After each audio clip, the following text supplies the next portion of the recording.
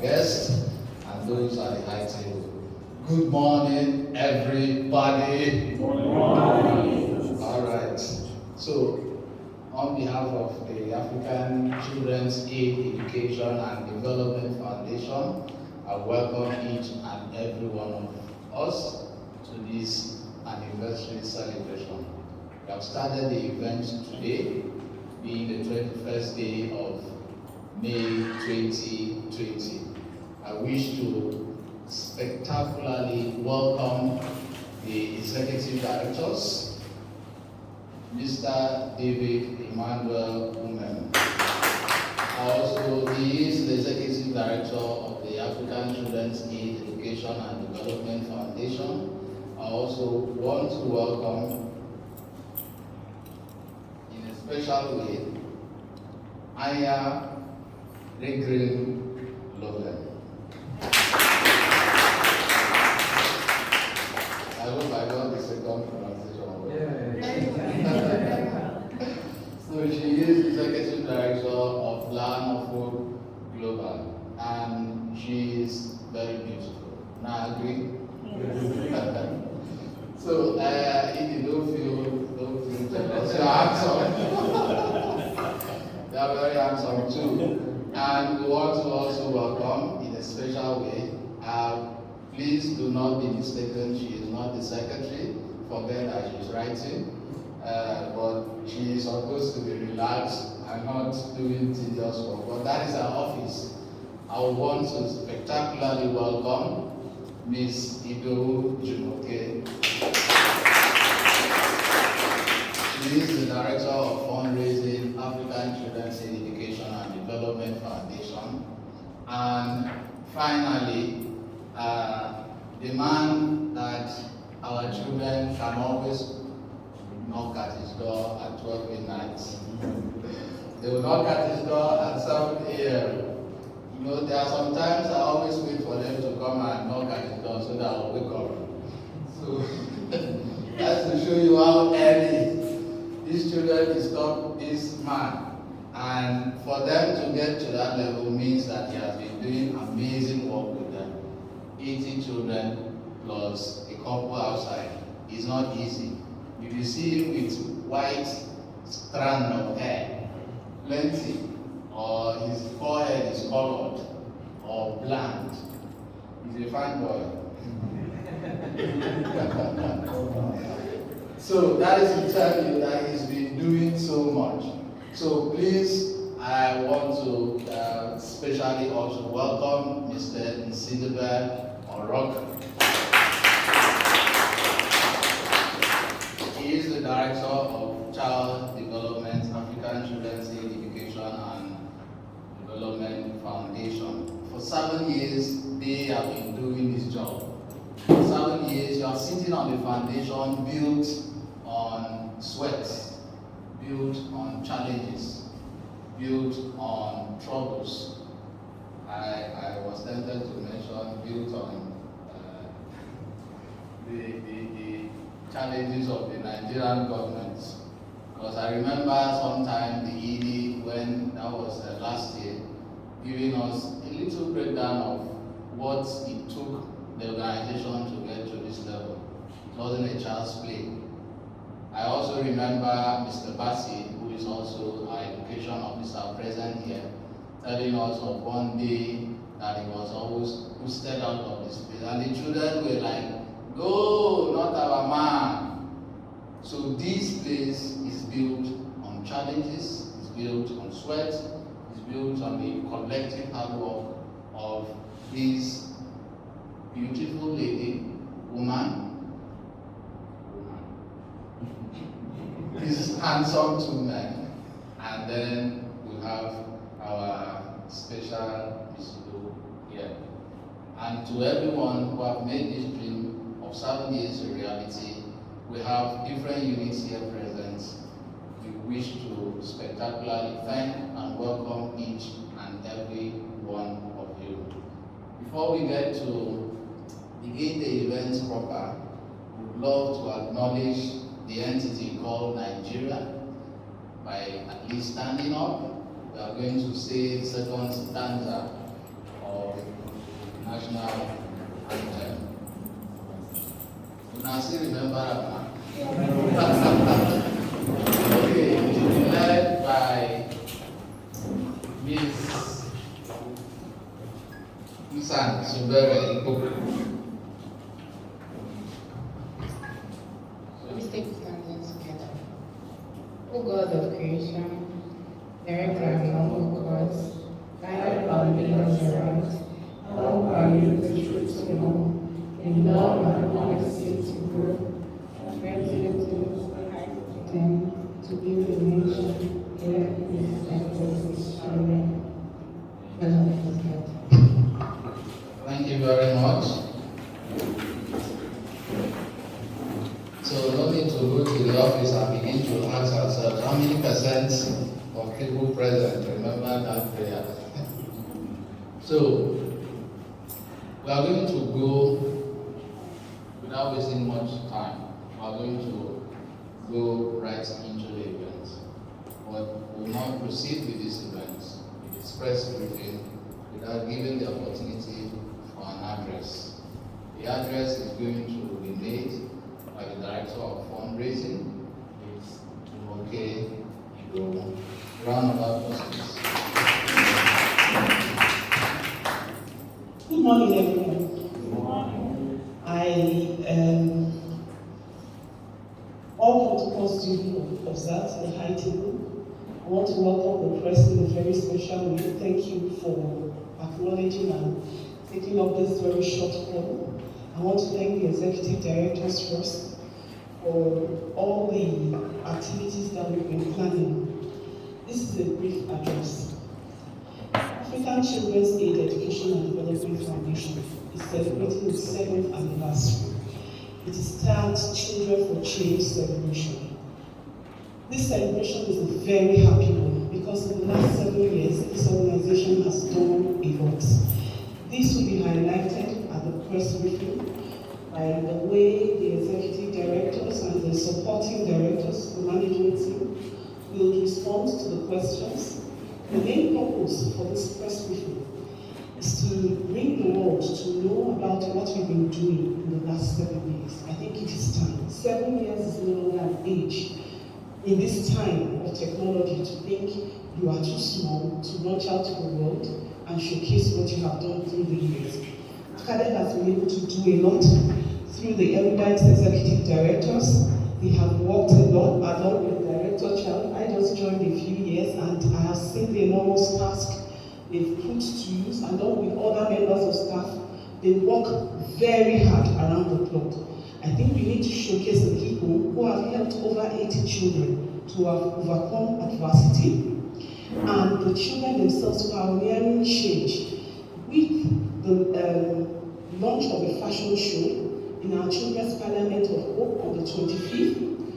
This fashion show is the third celebration of the Children for Change celebration, and it is targeted towards fundraising for the Parliament of Hope. A lot of us will see that Parliament as you are coming in.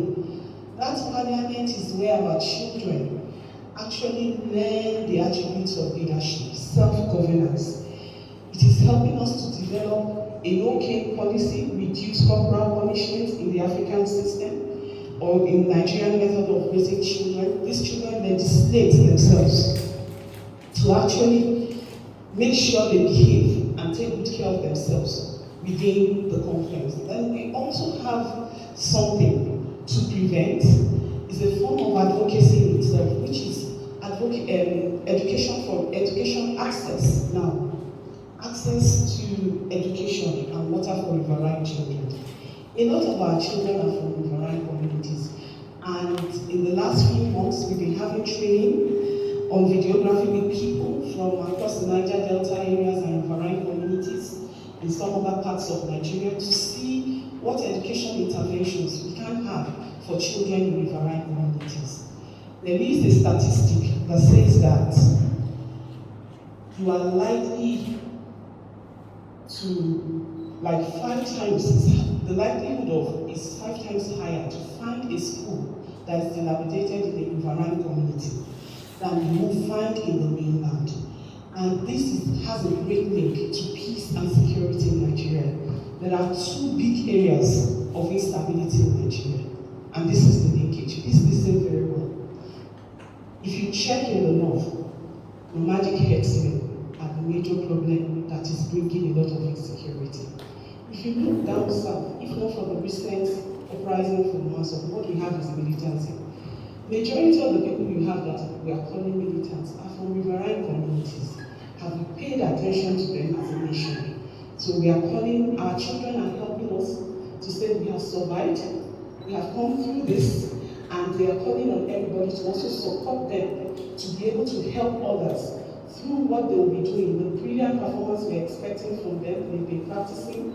We are expecting from them on the 25th at the fashion show to call for more donations to support children in riverine communities, celebrate our partners through the years. Our host partner Line of Hope has been with us through the years.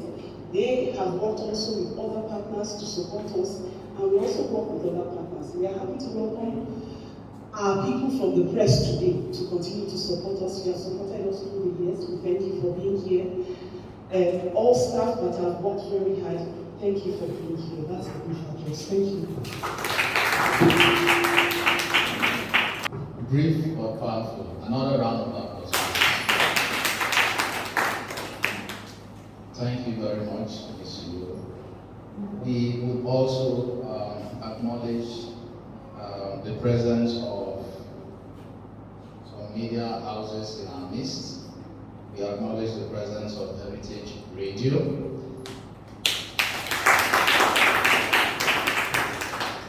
So Mr. Victor Bassi, you'll be hearing of the guy, Sweet Boys, Sweet Jelly Boys.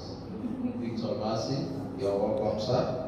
Udwaba and James, Sweet Boys, you're welcome.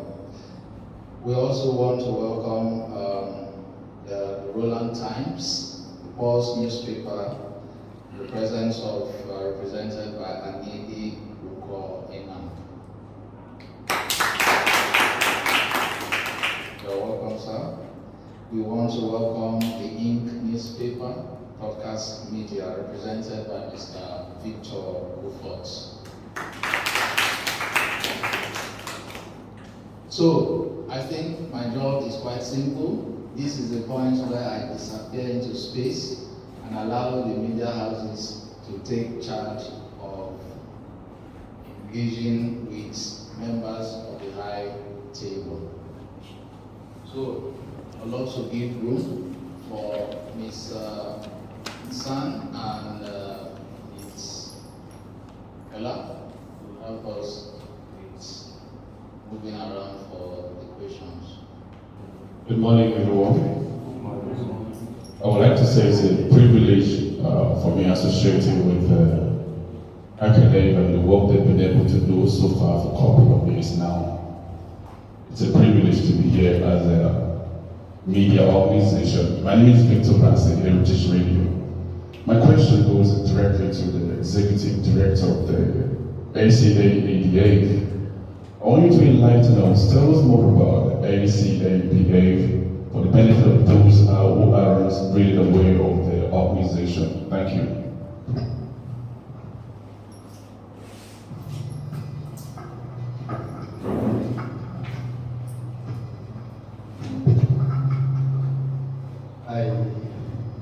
Let me use this opportunity to welcome everybody to this event. If my voice will a little bit low, that can vibrate that way. This press briefing is basically to intimate everybody, our friends, our staffs, ITF here is a major sponsor of this project, and to showcase so much effort that everybody here, and most of our friends we can see, that they've put in for the last 7 years to see what we are seeing today and enjoy the privilege of security we are giving to the society. Because release 80 children today to Kanafu, Ron, wicked street. In the next 10 years, see what will become of this environment. I will basically have to move somewhere very close to Igoromanabia and rent my house because insecurity will be the height at the end of the day. So this event is to showcase what we've done for the last 7 years, the effort we've put in place by someone like Director of Child Development, who was started this project at initial, the Director for Fundraising, who have been putting one or two things together, and every staff of this organization, everyone you see here, the efforts they've been putting together to make sure this comes to reality. And not only that, we are trying to showcase our children unlimited talents they have inherent in them. We've tried to exude and bring for the world to see. And that will be exhibited in diverse ways. One of the ways is the fashion show we are going to have, where children will work for education of other children who are not beneficiaries of what they are benefiting. It's a show that will have to attract attention and solicit for funds for the parliament we are having, a mentorship program we have. I tell people all the time that the most difficult children to raise are street children, the ones who have stayed on the street and survived. Because what do? They struggle daily to survive. And statistics have shown that for every female child who sleeps on the street for one night, it's likely raped. So when we are talking about girls' rights all the time, our attention should focus on those female children on the streets who sleep there daily. They are raped by bad men. They are raped by normal human beings like us. They are raped by their co-male colleagues who are there on the street with them. So the issue of parliament is to mentor them. And most times, let me stress this, the parliament has worked for us for the last 7 years. That is why we have to build that building for them. Parliament is a place, like I said, we build leadership, where children themselves bring out law that governs them. It's a thing of joy to see a 2-year-old bringing law to be passed in the parliament, the law that governs them. And they've done that for the last 7 years. That is why we potentially have to build that building for them. And this occasion is also to raise funds to complete that project and also give hope to other children in the urban areas.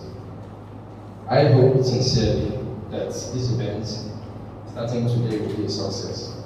Aya just showed me a picture now of the picture we took. That was 7 years ago, far away in Rio. Far away in Rio. That time we've never even bought the land here. We never had the idea that this is where we are going to be. We started with a very small apartment. Very small, 3-room apartment. But within now and 7 years, this is what we'll be able to show for the world to see. An huge number of children who are partakers of these projects. My sincere effort is for every one of us here. And every staff, Orok, Shaggy, Dawn, and Matilda, slept with us. That first night, we went in that small apartment. We slept on the ground like this, without tiles. Was not completed 7 years ago. A very small 2-room apartment in Rio. Now this is what we have for 7 years. Our project can be used as a reference point, even for a country like Nigeria. If a country can move for 7 years, this one wouldn't have been where we are today. We've set the space for every other children's center in Nigeria to follow. And we said this is the only children's center in Nigeria today that don't use cane. In the whole Nigeria, we are the first that don't use cane, but we transform the lives of street children who are addicted to crimes. Any social vices you can see, they are addicted to it because they must do that to survive. We've done that for the last 7 years. This is where we are, and we are doing more. Thank you so very much for coming.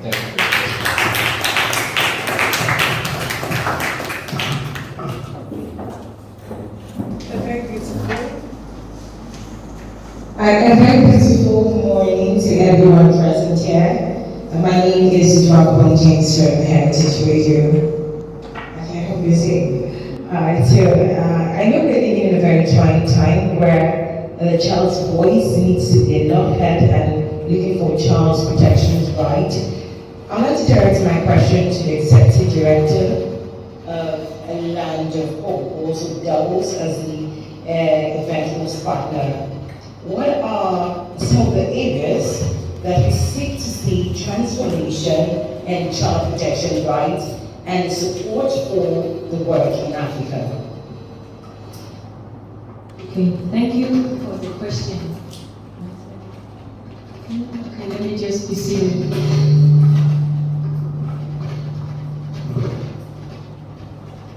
Okay, thank you for the question. So, to me, as someone who are not born and raised here in Nigeria, someone from outside to come here and see what the children are going through, like see the superstition in the rural areas, in the communities. To me, it was of course a very big surprise to come here and learn that children would be considered as witches. Children were becoming scapegoats of all the hardships in the communities. And to me, it was such a surprise that someone highly educated even could claim that a child was responsible for someone dying, for all the bad thing that was happening in the village. So I thought to myself, these people, they need education, because superstition in the end is about extreme poverty and ignorance. So what I know today, of course, is what David taught me, but also I have spent now 8 years.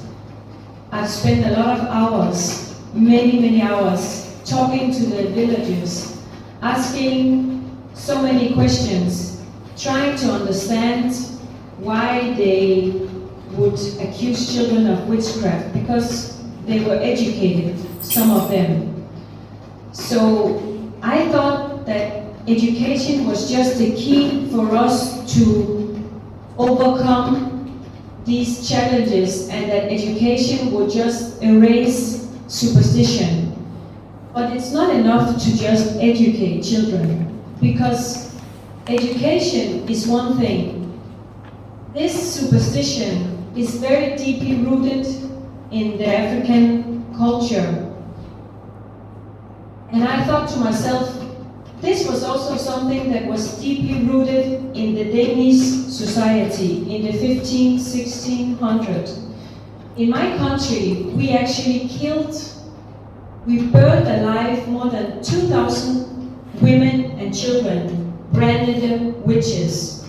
So I had to go back and read my own history from Denmark and Europe. Why were we in Denmark not accusing children of witchcraft again? What happened in Denmark and in Europe? What happened in our society? Since we today are one of the most educated, richest, advanced countries in the world.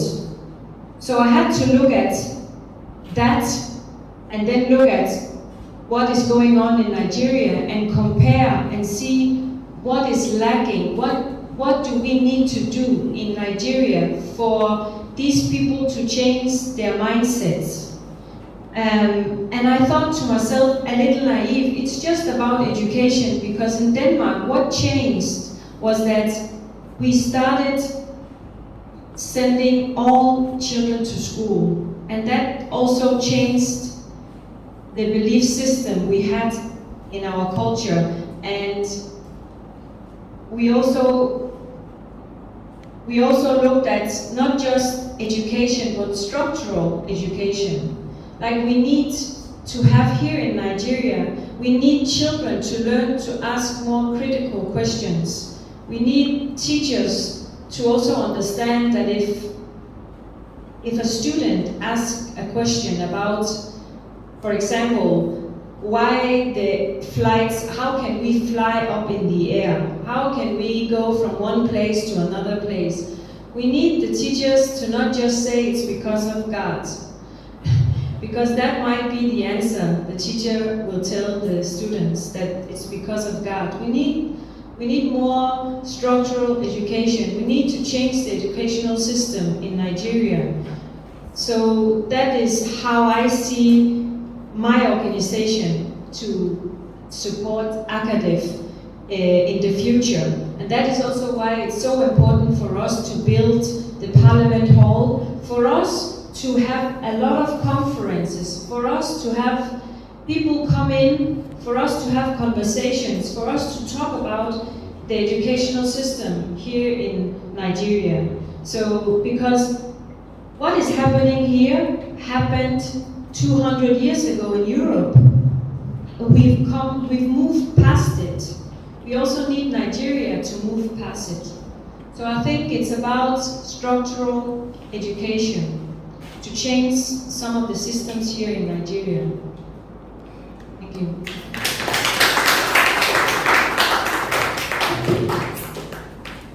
Okay. Thank you very much. I've learned a lot today. I'm interested in what you just said about structural education. I would like you to throw more light on that. What you mean by structural education, and perhaps a comparison between that as it ought to be with what is currently our education system.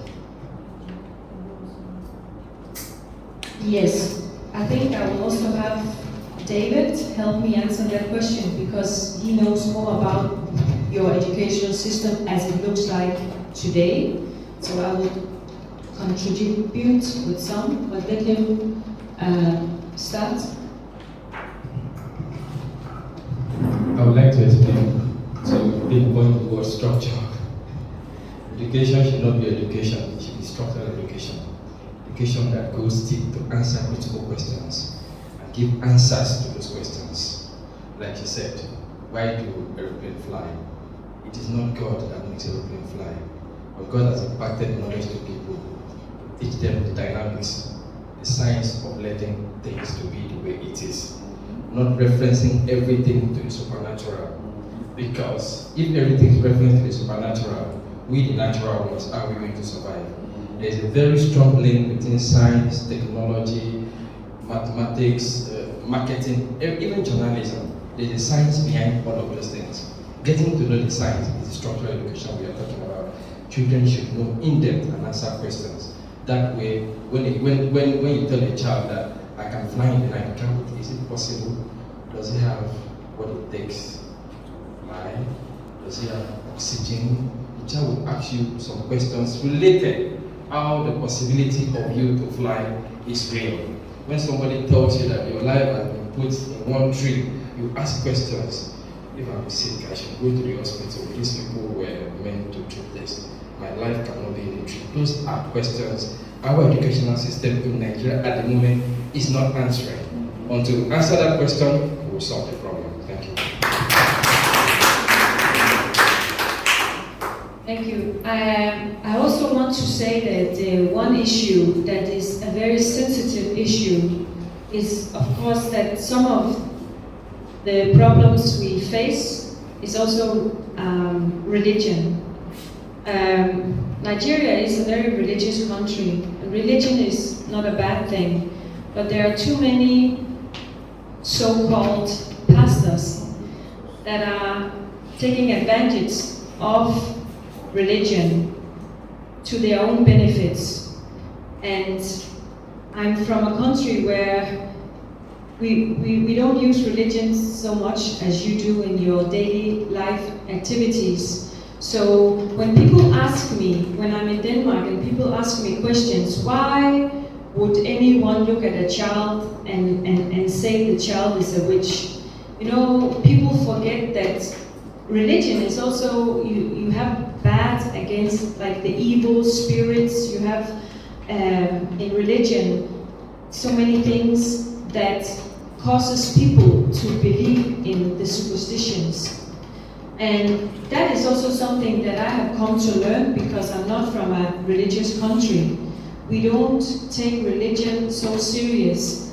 And we've just seen too many pastors from the Pentecostal movements where they are taking it to another level, using black magic, making exorcism for their own gain, because they will go and they will say to people, to parents, that their children are possessed by evil demons. But if you come to me, I can come for free deliverance. They will even say, come for free deliverance. And in the end, they will take money from the people or take all their animals, their chicken, their goats, whatever they have, as payment for these pastors to outcast the evil spirits. So to me, it's not only education.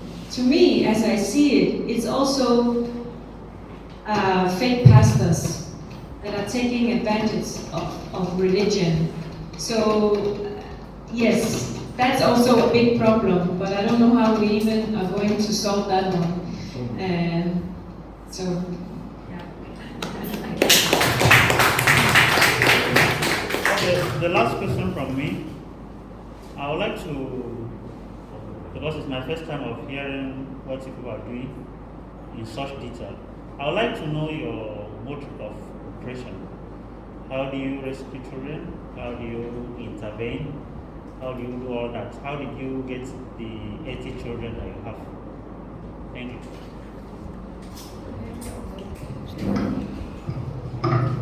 Okay, thank you, ladies and gentlemen. 80 children is actually just a little percentage of the street children we have in Akwa State. If we want to go into a mass rescue, we will have more than 1,000 children here in the center. Basically, we work with community volunteers who give us alert calls, and those calls are actually, we have been able to categorize calls and have a priority index for rescue.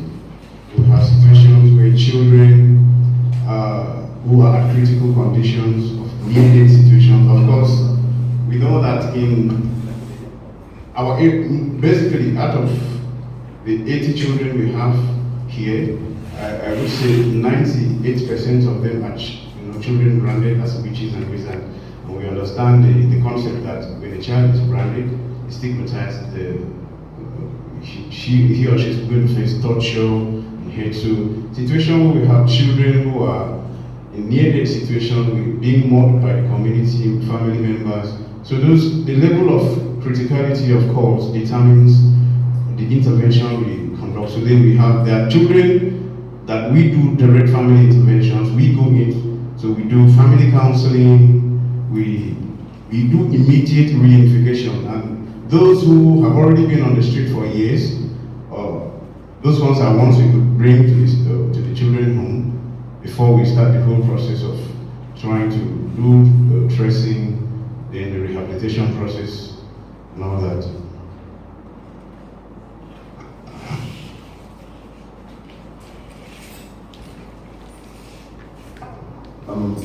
Thank you very much for the opportunity. I would love to ask, what you're doing is very, very delicate.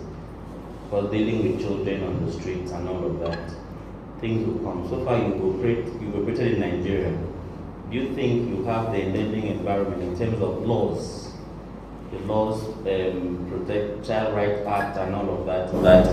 Do you think the laws that we have in the country so far is enough to guide you in what you're doing? That's my question. There are so many laws internationally and locally that are very good, and ordinarily, if we were to talk about laws, then we wouldn't have issues of child abuses. You understand? We will not have anything because from the convention, the Child's Rights Convention that has has so many articles in it, you wouldn't even bother about that. But and also it has been domesticated down to Akwa State. In 2008, the Akwa State government enacted the Child's Rights Law that even prohibited a whole lot of issues, including child witchcraft stigmatization. There are laws, but the problem is implementation of those laws. We have a lot of laws, and as we speak, we can't really ask for more laws because even the ones that have been enacted has not been implemented. So I think what we would look at the most would be how to structure to ensure that implementation process of the laws, because we have children who, from all the stakeholders, security, traditional rulers, religious, none of them are even aware of the Child's Rights Law. So you have an issue of a call for rescue, and a child is taken to the police station. The report is given that this child was accused of being a witch, and the police officer will actually ask the child, "Are you a witch? Tell me the truth. Are you a witch? Did you actually kill the person?" This is a law enforcement agent who is supposed to have an understanding of the Child's Rights Law that you are not even supposed to do that. That is against the Child's Rights Law. So the implementation process, our traditional rulers don't understand what the Child's Rights Law says. They still do exhaust, even the traditional rulers contribute, to stigmatization and abandonment, because they are the ones that sit on the throne to pass a lot of judgments on the children who are branded witches. So it's about the implementation process of the laws. We have, like Akwa Ibom, I think is one of the few states in Nigeria that has adopted the Child's Rights Law. Then the problem is implementation in schools. That is why the celebration we are talking about children for change, and we have the parliament. So we are looking at the possibility where the children too will be the one to carry the message about their own rights and protection too. So where a child can stand up and tell the pastor, "You're not supposed to call me a witch, sir." So that is actually the process that is supposed to be put in place and not laws anymore. Okay, as a follow-up to that question, in 7 years, what are the challenges that you faced so far while carrying on with your project? What we've faced enormous challenges. One of the ones I've just mentioned are issues of implementation of laws and getting to have even security agencies understand the concept of child protection and child's rights. Also have issues with traditional rulers and traditional institutions. We even have also challenges with the children we've rescued. So it takes a whole lot to rebrand or rehabilitate a child who was, like my executive director said, you could imagine a child who had already was stealing on the street, was doing a whole lot of criminal activities. Some smokers, addicted to lots of drugs. So to rehabilitate such children, to now follow the normal routine of what a child should be. So we've had challenges ranging from security agencies not having full knowledge of the Child's Rights Law and all that. We have also issues of public trust. A lot of NGOs and organizations around the world have abused public trust in the use of funds and all that. So the challenges cut across stakeholders.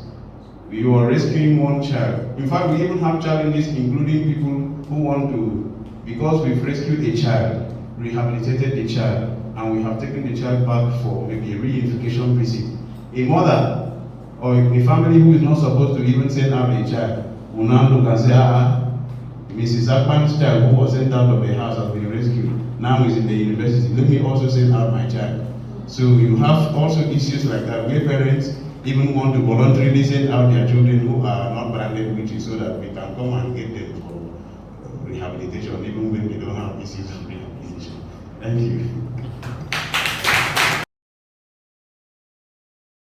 I will ask a twin question. First, how do you intend to sustain this project? And again, do you need government support? Are you calling for government support, or you are self-sufficient in what you're doing? The first thing government is supposed to do, they have done, which is to provide the Child's Rights Act, which is on. The second thing we look forward to government doing is the implementation mechanism, which we know lies with the State Ministry of Women Affairs. We look forward to them carrying out these duties, implementation, education of all stakeholders, awareness creation. We, as opposed to partners with government, we want to see government work more proactively in these dimensions to actually get transformation to the grassroots, especially with religious leaders, traditional rulers. We are doing our bit, but government can really do a lot more in terms of creating this awareness, strengthening the laws. The public needs to test the laws, to strengthen the laws. There are so many laws in Nigeria that has never been tested. People need to test the laws for the laws to improve and help us. Back to self-sufficiency. We are not self-sufficient, and that is one of the reasons for this question.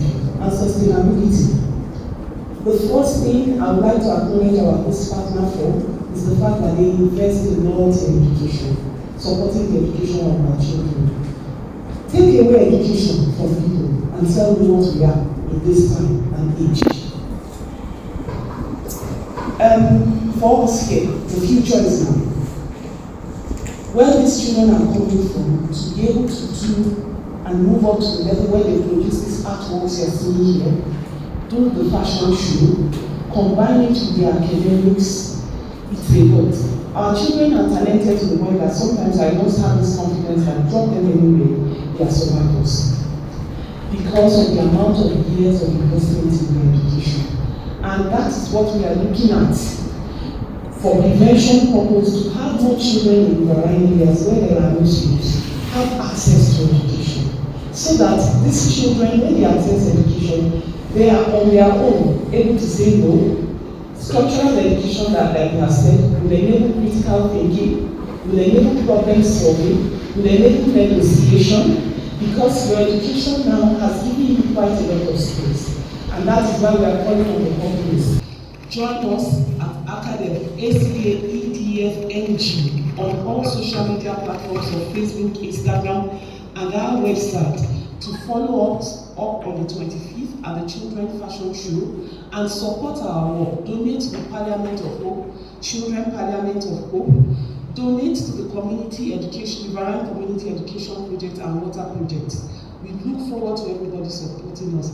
We are not yet self-sustained, and we are looking for other partners to work with us on water solutions in riverine communities. The entire length of some of the riverine communities we visited have huge problems of no water. Please visit at ACAEDF NG, ACAEDF NG, and you will see what we are doing, what the kind of challenges with water that people are facing, the kind of challenges people are facing with education to support our work. Our children are out, moving change through the fashion show. Come and watch us. Thank you. Okay. I think for the past 20 minutes thereabout, we've been able to, the executive have been able to explore on a lot of issues that really caught my attention. We all agree that it's definitely a Herculean task, rescuing children and gathering for children. I would like you to tell us the plans you have for the children you've rescued for a couple of years now. I would say a very brief one, then I'll hand over to the Child Development Director, because every development of this, every children here is measured by a template they have. I think one other thing I would say, this is the only organization in Nigeria that measures development. Yes, we measure development. Where you were, where you came, where you are every 3 months, what we need to improve.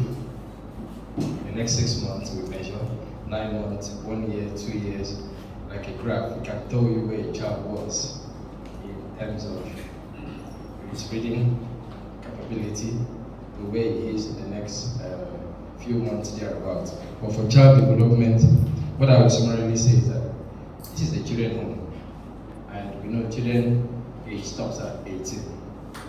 We're investing so much in education, vocational education, and the rest like that.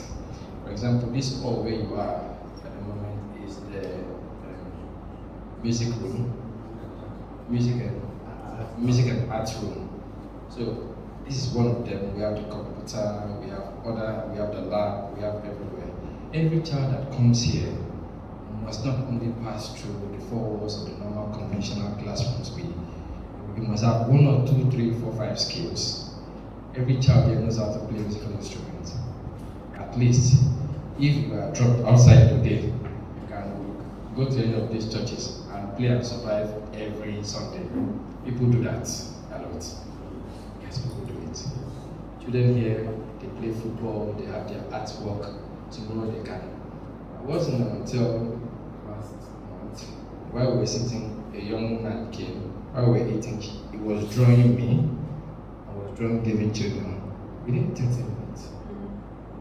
minutes. He finished drawing us and handed over to us and collected money. That's way of surviving in Nigeria. He might be a PhD holder, it doesn't matter. That's the same thing we're trying to impact in lives of our children here. You must have 1 or 2, 3, 4, 5 skills, addition to the education. So that before you're 18 years, either you're in university, we have 4 children at university as we speak. 4 children as we speak. Those children, they are not part of us, but they are our products. We have those ones who are also learning trade. Before you're 18 years, you must have finished learning your trade. We empower you with your workshop. That's how you go after your 18 years. Those one university, after university, you now leave to start your life with additional skills you have inherited and learned from us. I think that's the way we try to empower children for tomorrow. I hand over to child development because he has so much to say about this. Well, my ED has said already the major part of it. He's mentioning 4 children in the university because those are directly the ones that moved from the center. He has not included the ones that have been supported at home. Because we've adding the children who we are supporting as an organization outside the confine of Land of Hope facility, we have a number of them too. I also want to say that one of the things we have not really talked about in this press briefing is what we call reunification and reintegration. Okay, so it's a major component of our work, very major component of our work. The Convention on the Right of the Child, Article 9, makes provision for families to be together. The Article 9 of that convention says that families must be together. So no matter what the children pass through in their family, we do everything possible to ensure that a child gets reunified back to the family. So reunification is part of our key component, and that is also our vision for the children, because an institutional child care facility like this is meant to be a transitional center. We don't have a land that will have go to one child and say, this is your portion of land to build. And it's very important for a child to get back to where they belong. That also will help them to effect a change in their communities. They become leaders of change in their community. So what we do to the children is prepare their mind for reunification. And this we do through family counseling, home visits. So we get to make the families who once rejected the child accept the child back. So that is one of the key components we have to ensure that the children's future to this, we understand the society we are in. It's good as you could be anywhere and make waves, but it's good to get to your roots too. And also to help, because there are children here, we could have 5 children from one community. So you can imagine if those 5 children get back to their community, empowered with capacity. Now they will stop the stigmatization of every other child in that community. Thank you so very much.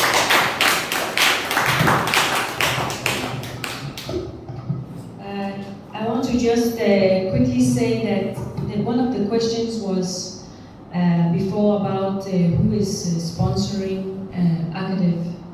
And it made me want to say that I want to appreciate the Danish people, my country. When I came to Nigeria, I traveled to Nigeria for the first time in 2013, 8 years ago. I came here in March 2013, and this is where I came to understand and learn about superstition here. And I traveled back to Denmark and started my conference tour because I wanted people in Denmark to understand what was going on, for me to also raise funds to go and rescue children here in Nigeria. And also in March 2013 is where I met David, and together him and I had a vision about how we wanted to not only rescue children, but to change the mindsets of the communities and also raise awareness, not only in Denmark, but to the entire world about what is going on here, what is happening. Because these children had no voice. Nobody spoke up for these children. So I now traveled back to Denmark, and shortly after, I brought a Danish TV crew, and we made the first documentary that later was bought by National Geographic Channel. And from there, we have actually produced 5 Danish documentaries, 2 German documentaries. Those documentaries and the hard work of the entire staff of ACAEDF is what has built Land of Hope. It has been built by the support of the Danish people, people from all over the world, and the hard work of ACAEDF staff.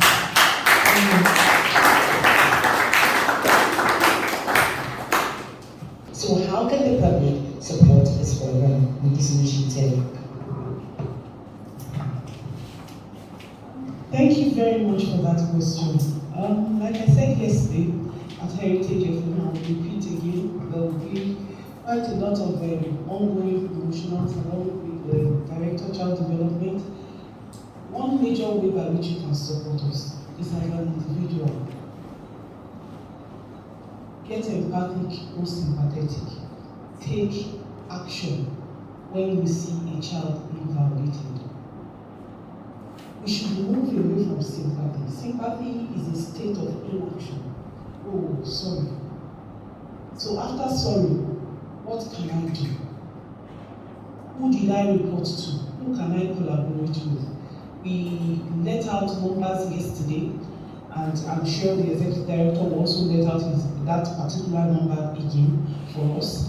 Each time we want to contact somebody about a child protection issue.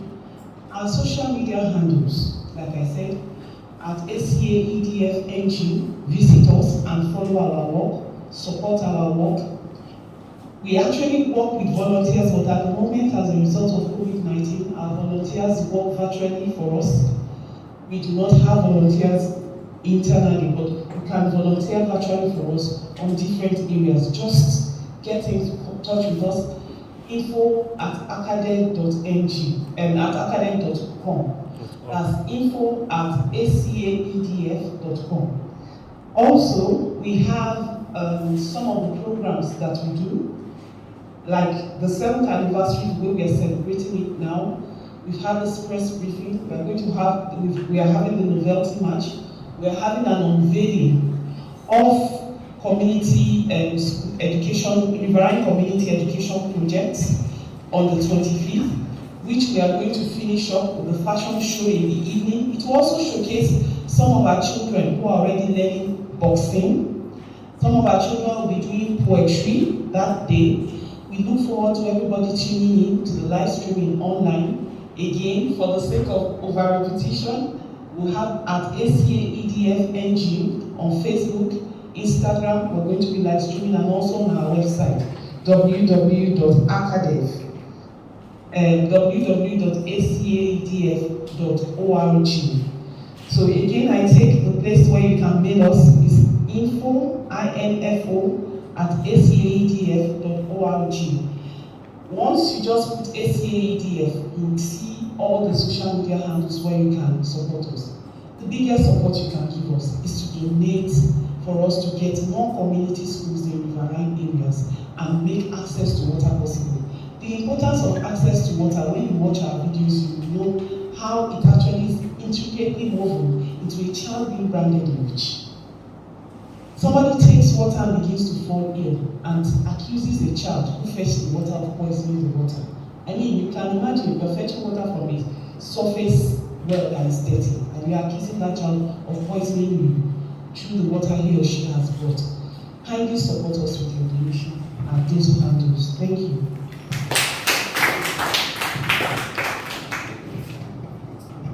I think she's so much into fundraising, so she had to the issue of society perception about this. Let me tell you from this analogy. When we rescue children from the streets down here, after a few months, we take them back to the community, your family where they are from. And because this is a secret, I'm telling you, you should actually pay for this. The secret of the nation, I'm telling you. When these children now finally start speaking good English, they dress very fine. The issue of childhood is not there again. Let me also shock you. Our children will save their biscuits, their Pringles, and take for home visits. When they take it home, those family members that never wanted to eat with them are the first to rush that meal, because the children are now speaking very, very good English and they are looking very neat. We are comparing that to the perception people have.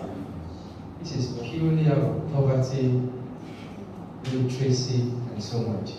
Once the minds of somebody is developed, he thinks a different way.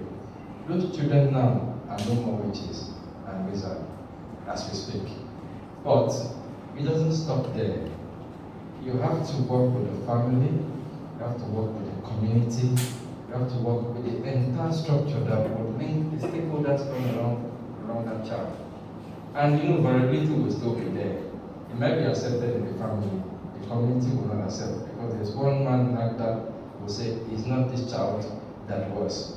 So our capacity is to make sure that even the family and the community where the children are from, we go back there and sympathize them and make them have a good mindset about the children. But in all honesty, after all the from statistics, 90% of children that are taken and are going back for rescue are always embraced. 90% of them. And that's what we intend to do and create, so that we can have a good mindset between the children and the community. With that, I think we'll stabilize. Let me also add to what my executive director said. I want to give a little success feel that we have now in this spring secondary school. One of our child is actually the senior prefect there, so you can imagine that. Overall, best student in this spring as we speak. Now, in the University of Calabar, the National Association of Umbo Students, our child who is studying, a young person right now, not child anymore, who is studying policy and administrative studies, is I think the secretary of the Umbo Students Union in the University of Calabar. So, one of our children under support was the president of physics student in UNIO that just finished. So this is how can the public perceive these young people more than this? When a child was once a witch is now a senior prefect of a secondary school. A child who was once a witch is now the secretary of the student union of the school government. It's one of the things that takes away the perception.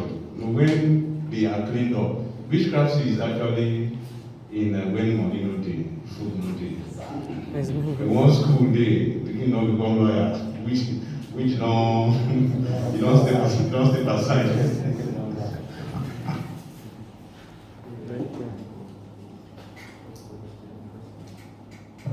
Yes, like you said, we have one of the young persons we are supporting is a student, president of his local government.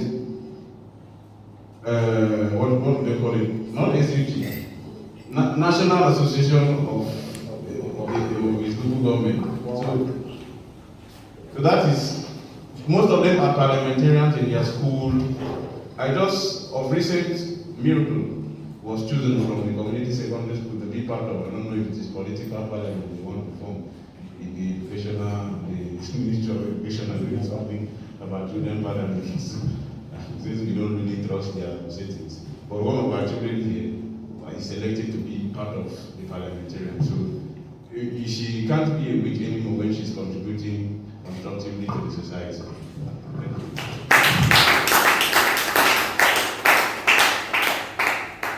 If there is a way that applause can be turned on.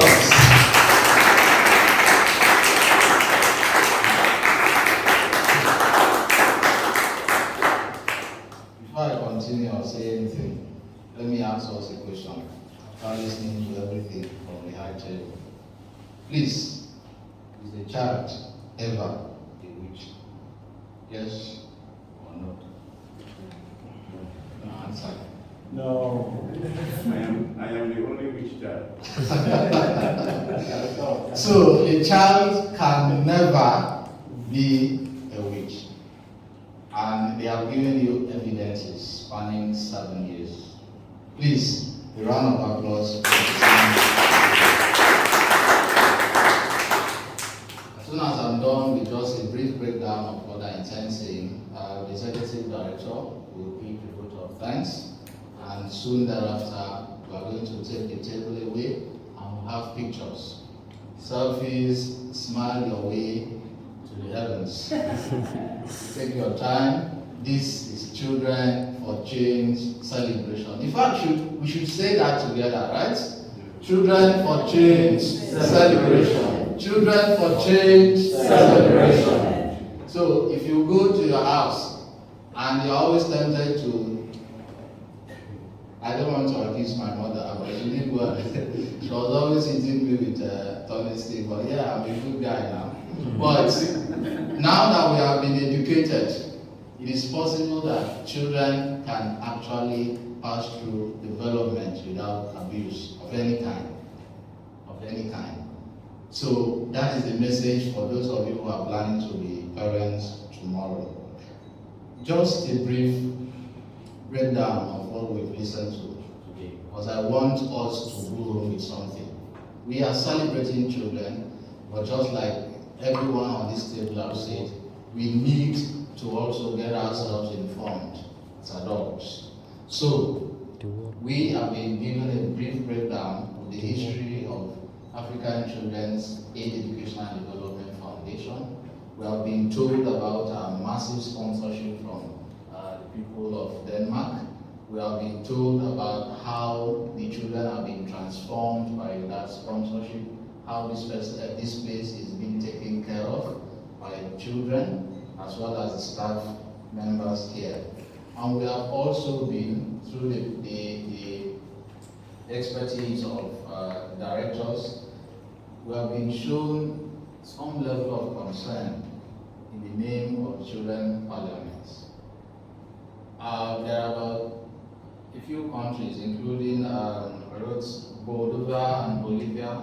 In Bolivia, for instance, they have a children defense ministry, where in about 158 municipalities, they must necessarily have children's input in their political policies. But in Nigeria, can we say, even in the family setup, that your child has divorce? So this organization, and I think and I know that it is the first in Nigeria, the first in West Africa, the first in Africa? Yes, Abi? having a parliament building. Now, the cost of silencing children is massive.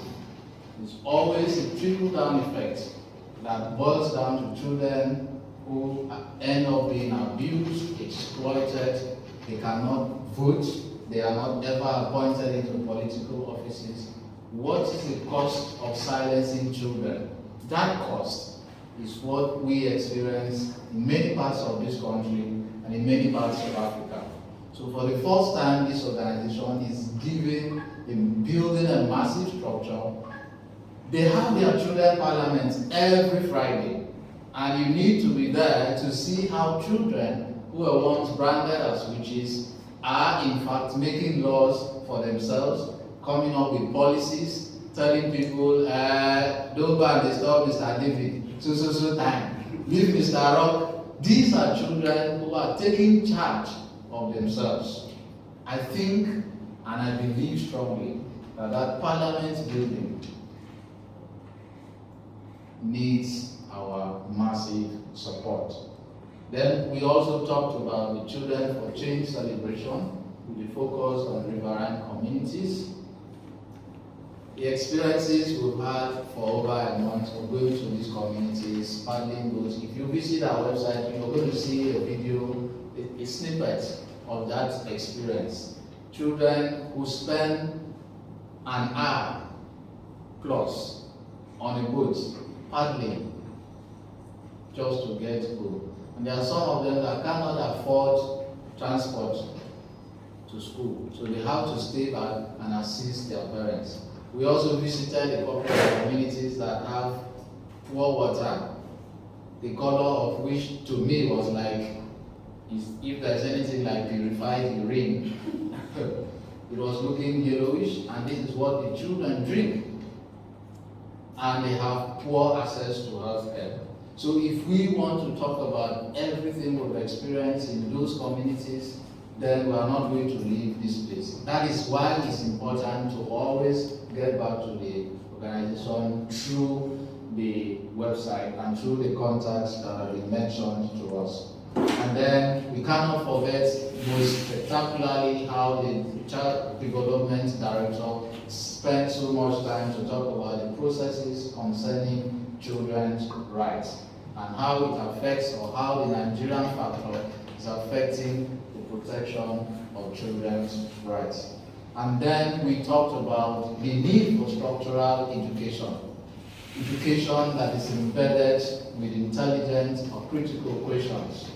I did say some time ago that yes, in the medieval period from 1685 to about 1815, 18th century, we had people who were coming up to say, look, the age of reasoning, the age of rationality, the age of thinking should begin from 7. But we know that in this country, there are children that are doing jobs that adults should be doing. So, but we know the age of 7 is the age, is called the middle age, is called the age of reasoning. A child at 7 have the audacity and have the intelligence to know the difference between right and wrong. Responsibilities too. Imagine an organization that survived for 7 years. 7 years, a 7-year-old child cannot be called a toddler. That is semi-big bros or semi-big guy, middle age. We have survived for 7 years. That is 7 years filled with responsibility, 7 years filled with reasoning, 7 years filled with encouragement for the team members, 7 years filled with sponsorship, filled with partnership, 7 years of hard work. And everything you see here is a result, a fragment, is a result of that 7 years. That is why this cheap event is really, really important. So we are inviting you to come again on the 25th of this month. So our children will show you what it means in a way that is fashionable. You are going to see them dressed And it is good that these communities also get to see these children, maybe on TV, and we want to see their mouths open that way to celebrate these children. And then finally, we want to, in a very spectacular way, thank everyone who have been here. And this is where I will drop the mic and once again and finally disappear. Please, a round of applause for this guy.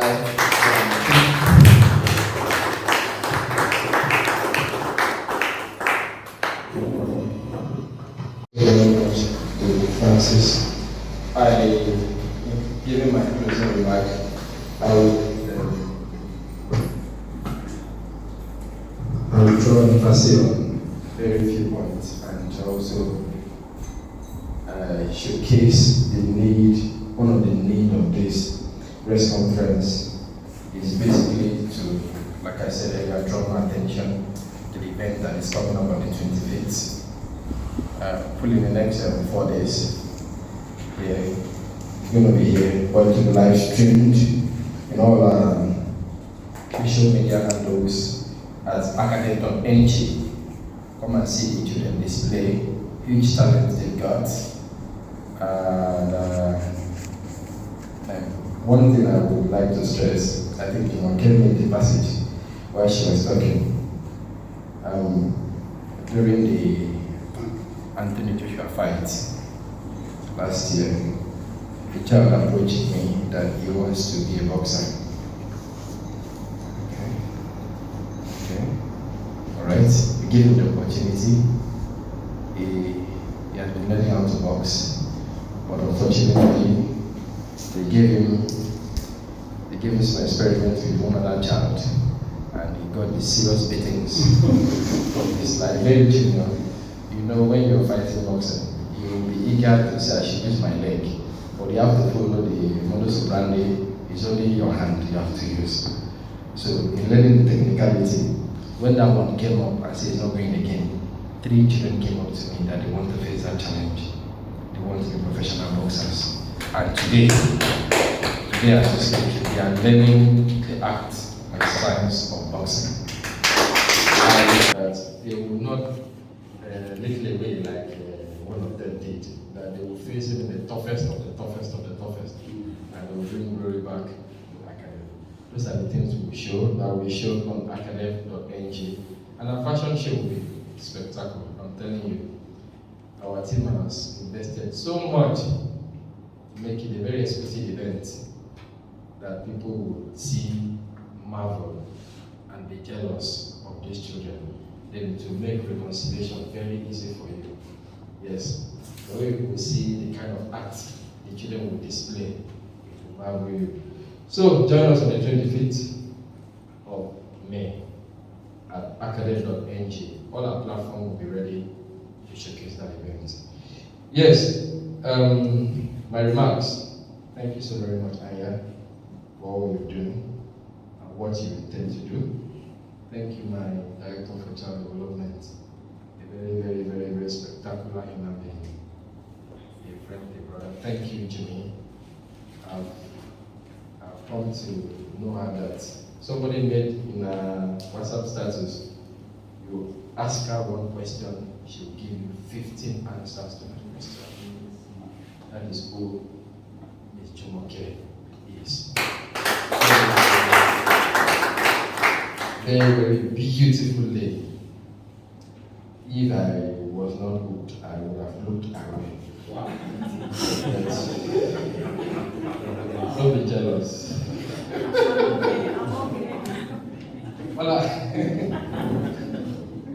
All our partners here, Wall of Diamond, Monkeys, Donald Anderson, Karen Tilani, Creona, Children Philanthropy, Heritage FM, ACAEDF, a whole lot.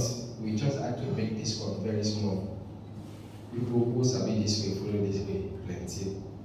So to every one of us, my friends, from all our colleagues here, ACAEDF staffs, from the corpers, to the major staffs, to the man in charge of sports, to the man in charge of education. I think we needed to have gifts for people for the 7 years you spent with us. This is not the story of David or Aya. It's a story of every staff here who have, in one way or the other, moved us from where we were to where we are today. I give you all my heart that I love you guys. It is you that deserve the best. You have made everything what it is today. Blocks cannot make themselves. It is human beings. When we started this place some years ago, even this community were not receptive. People were scared of coming here to work because they were affiliated with the issue of challenge. But today, people are looking for how to even come in here. That is the beauty of transformation. Thank you so very much, all my friends, my colleagues, my team members, and all these things you're doing. Our journalist friends, thank you so very much. I know you report very fine, because you've done very fine with you guys. You have a table of water beside you to drink and cool your thirst. And you promote this thing in different platforms you are. Everybody, the IPA is out and everything is out. Share it on your wall. That's the essence we're going. We are sharing it massively, and we are going to take the event by storm. And very soon, so there was issue of raffle draw we were to promote, but we need some technical certification for to activate it, where people will win serious big prizes for just mere buying the ticket for 200 naira. We stand a chance of winning iPhones, bracelets with your name on it, and your spouse name on it, whatever you want. It is there under terms and conditions. The raffle draw will be drawn open, and there you see your gift. Thank you so very much, guys. May the good God, who has always been with us, time past, who is with us now, and will be with us forever, be with us